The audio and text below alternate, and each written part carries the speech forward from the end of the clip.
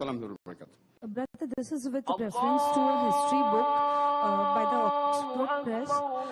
The first chapter, which we follow in our school also. First chapter is on Jesus Christ. The second chapter is on Muhammad sallallahu alaihi wasallam.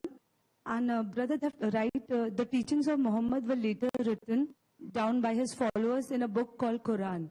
So don't you think a wrong picture is given? They've tried to make Islam and Christianity on the same footing. And my second part would be of the question regarding animation. Can we use animations to make children know the stories of the prophets? Because animation is very famous and children enjoy. And through that we could portray the true picture of Islam. Sister, there's two questions. The first question is that in the books of history by Oxford, including one of the books taught in a school, that in one of the chapters, chapter number 2 on the lifestyle of Prophet Muhammad sallallahu alaihi wasallam, it's mentioned that the lifestyle and the teachings of Muhammad sallallahu alaihi wasallam, the way he lives, written in a book by the name Quran.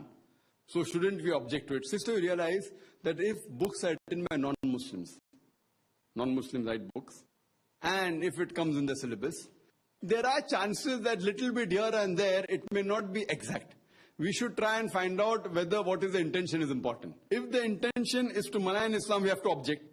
Sometimes, some people, out of ignorance, they may say something which is wrong. Surely the lifestyle of Muhammad sallallahu alaihi wasallam is not mentioned in the Quran. Yes, regarding teachings of Muhammad sallallahu alaihi wasallam, yes, Muhammad sallallahu alaihi wasallam taught the Quran, so in part way it is right. But what should be the hadith? The sayings of Muhammad sallallahu alaihi wasallam and his lifestyle is mentioned in the hadith and the sunnah. But if someone says, this is the teaching of Muhammad sallallahu alaihi wasallam, or for example, someone says that Zakir teaches the Quran. So what Zakir teaches in the Quran, it is not that I wrote the Quran. So in that context, if we take that the teachings of Zakir are there in the Quran, yes, alhamdulillah, I propagate the Quran. So in that context, it is right. What I teach is there in the Quran. But if someone says that Prophet Muhammad sallallahu alaihi wasallam wrote the Quran, it is wrong.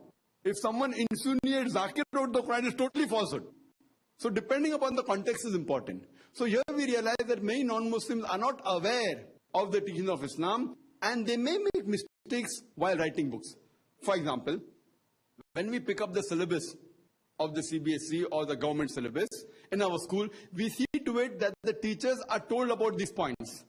And when they teach, they specify that this is the correct thing. That the Quran is the word of God, word of Allah subhanahu wa ta'ala, and Muhammad sallallahu alaihi wasallam followed the Quran, he preached the Quran. But regarding his lifestyle, it is mentioned in the hadith. Muhammad sallallahu alaihi wasallam by name is only mentioned 5 times in the Quran. The name of his wife is not there in the Quran. Name of his daughter is not in the Quran. So here we analyze, yes, there are many incidences talking, but regarding the seerah of the Prophet, it is there in the seerah, it's in the sunnah, it's in the hadith. So when we Muslims, when we teach these books in our school, we should see to it that we should rectify it and then teach it. And if there's a great blunder, and if it's a syllabus prescribed by the government, it is important that we get it to the notice of the Education Ministry and tell them that this is false. And there was something that were, I think in the last week paper, there was something which is mentioned in the syllabus, which was wrong, and people objected and they removed it. Sometimes they'll be against Islam, whether against the Indian history.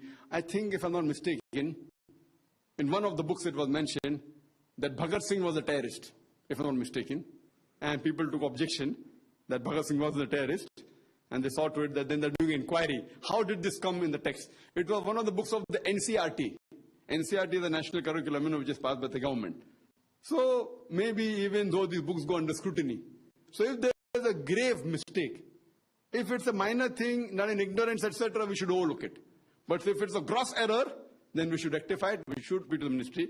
But even these minor errors in the textbook that are there, when we're teaching our children in the Muslim school, we should rectify it, and it should be brought to the notice of the teachers so that when they are teaching, they per se should take care of it. As per your second question,